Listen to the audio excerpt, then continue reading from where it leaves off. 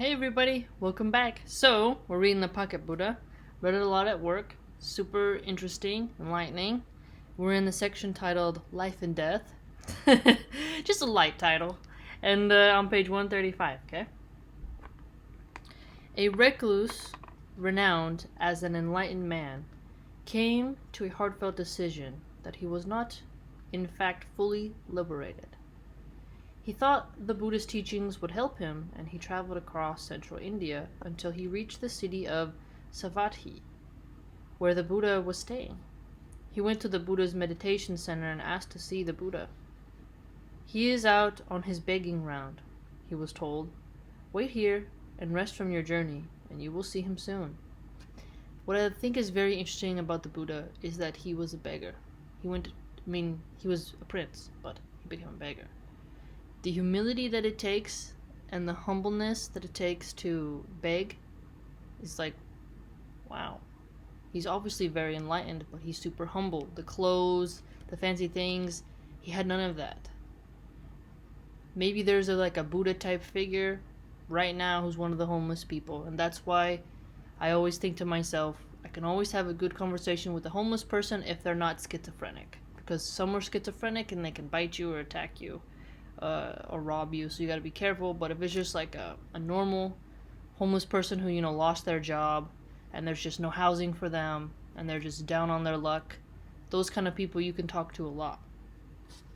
So the Buddha teaches us to don't judge the homeless and automatically assume that they're just vile scum who don't deserve any compassion, right? And don't label them all as addicts, right? And even if they are addicts to a degree, it still doesn't give you the right to be mean to them. "I can't wait," answered the recluse. "Show me the way, and I will find him." He set off again and came to the city center. There he saw the Buddha, surrounded by an atmosphere of peace and harmony, and going with his begging bowl from house to house. The recluse fell to his knees and embraced the Buddha's feet.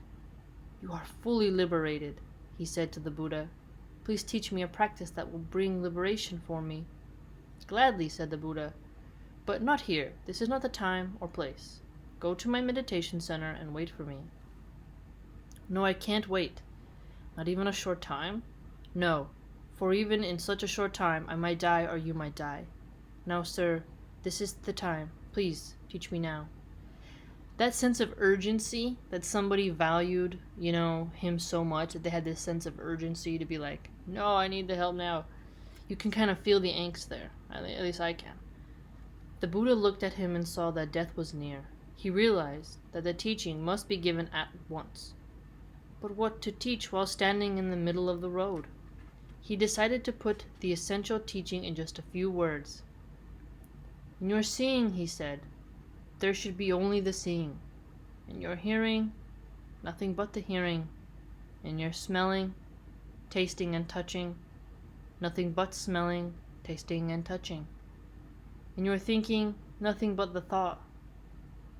The recluse was of such pure mind that these words told him all he needed. No judgments, no evaluations, a freeing of the mind from all its conditions by a simple experience of things just as they are. He sat down in the road there and then to fix his attention on clarity, and when death came, he had found liberation. Kulaka Nikaya. That one kind of always puzzled me a little bit, because it's like, in your smelling, like, I think, just hone in and smell it. Like, when I had to take a wine course for my work so that we could describe the wines to the customers and be able to talk back and forth with the wine distributors, you'd have to smell it, and I'd be like, I don't smell anything, I just smell alcohol. But then I bought a book, and then they also had a couple pamphlets where it was like, okay, try to find peach and apple and pineapple. And once you do that, oh, you can kind of smell it. And then others, oh, try to smell tobacco, try to smell chocolate, try to smell stone fruit. You're like, oh, they're concentrating on actually smelling what you're smelling. And hearing as well. I'm pretty good at hearing. I'm pretty good at that. Seeing depends. It's a tricky one because I have to wear glasses to see far away. But when something's up close, I see it and I try to focus, so depends.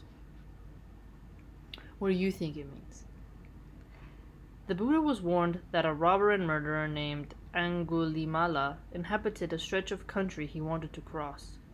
So fierce and destructive was Angulimala that only large parties of people would walk over this land together. His habit was to take a finger from each of his victims and wear it round his neck, giving him the nickname Necklace of Fingers. Sounds like a creepy dude. Unperturbed by these reports, the Buddha set out across this land on his own. Angulimala saw him coming and was astonished that there was nobody with him. He determined to kill him, and, armed with his sword, came up behind the Buddha. But strangely he found that, although the Buddha was walking at an ordinary pace, he seemed unable to catch up with him. "Stand still, recluse!" he shouted. "I am standing still, Angulimala. You too, stand still." Angulimala thought, "These holy men are supposed to tell the truth, yet this one, while he is walking, says he is standing still." "You tell me to stand still, but I am not walking," he shouted, "whereas you who are walking say you are still. How is it that you are standing still, but I am not?" The Buddha turned around. "My legs move, but my mind is still," he said. "Your legs are still, but your mind moves all the time in a fire of anger, hatred, and feverish desire. Therefore, I am still, but you are not." Angulimala was struck by the truth of this.